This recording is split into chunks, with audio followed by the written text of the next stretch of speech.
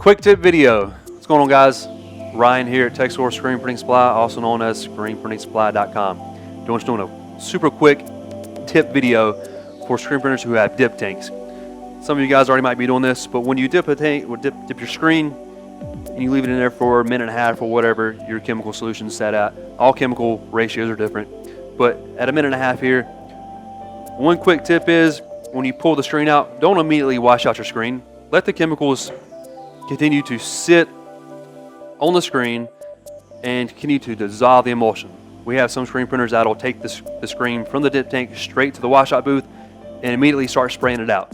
That's okay, but you're kind of wasting chemicals because the chemicals that are on the screen are just draining off, but the chemicals are still eating the emulsion away and dissolving it and softening the emulsion. So just a real quick tip for the screen printers who have dip tanks: once they're submerged and you bring them out, let the chemicals sit. Let the chemicals continue to eat the emulsion for about 45 seconds, a minute, and then put it in a washout booth and spray it down. It'll make it that easier to break it down, and it also save you time and chemicals. Hope you guys like the quick tip. Again, my name is Ryan at Texsource. Follow us online at our YouTube page, Instagram, Facebook, and visit us online at screenprintingsupply.com. Thanks.